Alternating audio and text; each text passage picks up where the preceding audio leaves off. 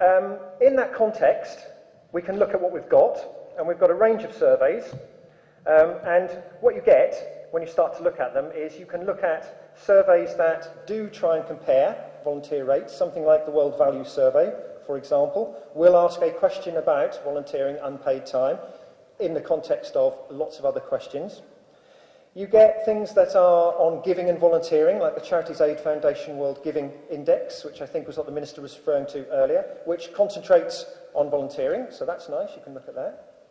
You get things like Leicester's non-profit project, which looks at volunteering in the context of non-profit organisations, so again, that's nicely contained within the area that we're interested in. And you have country surveys, those ones that aren't trying to compare with other places to start off with, but just trying to look at the rate within countries. And any of those, I'm saying, will give you a picture. It will give you one picture. So what the Minister was saying today about Singapore and the rates of helping a stranger and informal volunteering will be one picture. I'm sure if you used a different type of survey with some of those different issues that I was talking about earlier, you will get a slightly different picture. It's not to say that those surveys aren't right, it's just that they need some interpretation. And when you've got all these different surveys, we have a great problem when we try and compare them, because they are so differently measured, which is where Leicester's work will come in to try and sort out this, a method whereby we can do this more comparatively. And even then, if you've got something like the World Value Survey that gives you a comparison, Music and Wilson, who's a book I used a lot when I was writing mine, showed that actually, when you do some more of the legwork that I didn't do, of comparing the World Value Survey with country surveys, there's a disparity there as well. You can't even find a similar value in the World Value Service to your own country survey. Often, the WVS is inflated. The way they got round it was they assumed that everybody's was inflated the same. So what I'm suggesting is that what we need to do is have a look. We can compare, but what we don't compare, I think, is we don't compare, at the moment, we don't compare the rates. And I have a slide, and this is where I am going to fall down, because I do need my slide here. I have a slide which is from the World Value Survey, which is rates by country. And it's a table. I'll describe it to you. It would be a table where you have a range, 0 to 10%, up to above 60%, with a list of countries beside it. And what I'm saying is, let's ignore the rates and look at where the countries are in relation to each other. If we want to trends, if we want to look at roughly where countries are in relation to each other, that's a better place to start than it is to look at the rates. Actually, I did do this table on the paper I did, and I see we've got CDs in our pack, so I'm presuming the full papers are on the CDs, so if you want to, you can have a look on that. So what you get, and I'll read some out for you. Between 0 and 10%, you have Russia, Serbia and Turkey. If I take a mid-range one, 31 to 40%, you have Belgium, Czech Republic, Denmark, Finland, Iceland, India, Ireland, Mexico, Moldova, Macedonia and Singapore. And if you take the 60-plus participation rate, volunteering rate, you get Bangladesh, China, Tanzania, Vietnam, Zimbabwe, Uganda, the United States. My own country, the United Kingdom, is in the 41 to 50%. So it gives you a kind of broad range. And what I'm going to be aiming at to say here is, if you look at, and if you do compare the different surveys, where these countries come, by and large, and this is with huge health warnings, by and large, they will come in that sort of order.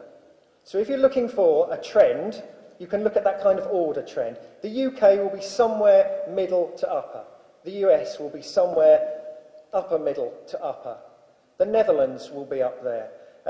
Countries like Serbia, I imagine, if you get more of those surveys, will be down towards the lower end. And of course this has a lot to do with history, something I'm going to talk about with the interpretation aspect. So broadly speaking, that would be the kind of order we would be looking at. But, and this is where I want to come back to health warnings interpretation, if you take my own country, the United Kingdom, I said on my table it would be between 41 and 50%. That, to me, is about right.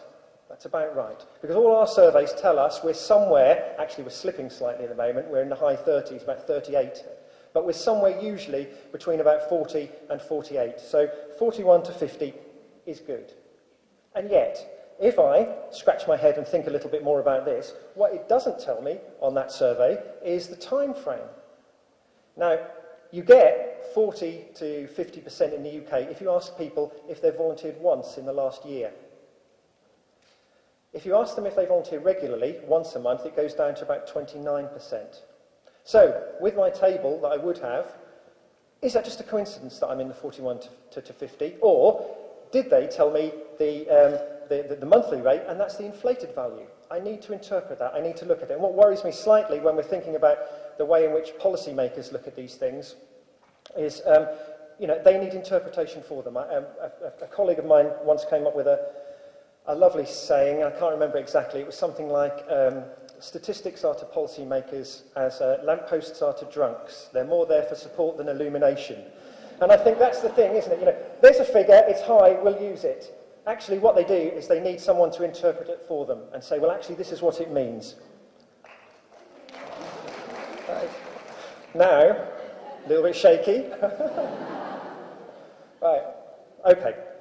I won't hold my breath. I'll carry on. Okay, right, well, having said I needed my slide for that table, I need my slide more for this table, because my next table was looking at comparing the World Value Survey with, again, what I think the Minister was talking to, the one that's the sort of, one of the latest one, the World Giving Index 2010. This is the Charities Aid Foundation. And what I did is I produced a table, you can have a look in the paper, of trying to compare a range of countries, and I only took a few because not every country appeared on both tables, to try and compare where they were looking at the two surveys. And what I found was, roughly, as I said, the Netherlands, Canada, Ireland, Austria, the UK appeared in roughly the same position on both tables. So forget the figures and look at the position. They're roughly the same, kind of middle to upper order, the same countries, middle to lower order. But there were some you just couldn't explain like that. Bangladesh, in the World Value Survey, comes in at over 60%. In the World Giving Index, they're 5%. How do you explain that?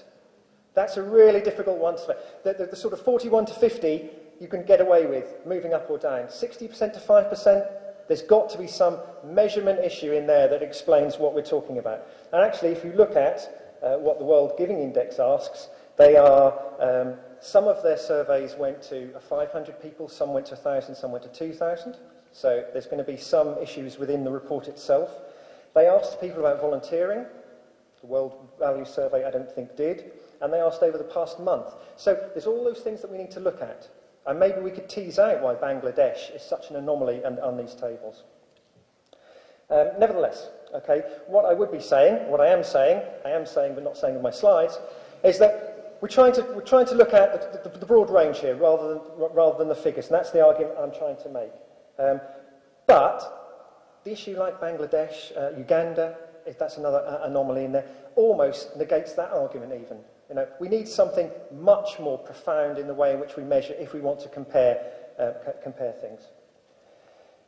But even then, even when Leicester's told you how to do it, and you've all done it, and you've done it well, and you can compare it, I think we still need a level of interpretation, because there will still be countries that we will look at, and there'll be some higher and some lower, and people will say, why is that? Isn't that a bit odd? You know, people are people, everybody volunteers in some way, and I think that's true. And I think what we need to do is to be able to interpret these figures in that context. So, I'm suggesting that we look at a couple of things.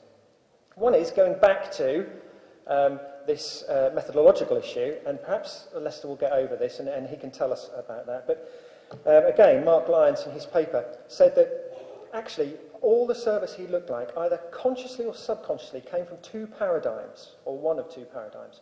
One he called the non-profit paradigm, which I recognise from the UK, the management aspect, the legal aspect, where we look for volunteers in voluntary organisations.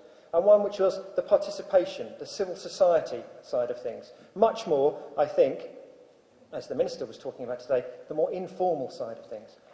And I think if we're looking at things in that context, we can start to look at, and you know your own history and your own culture and your own country, what are we measuring here? Are we, like we are in the UK at the moment, measuring people in charities doing services, or are we measuring people at a much more grassroots, participatory level?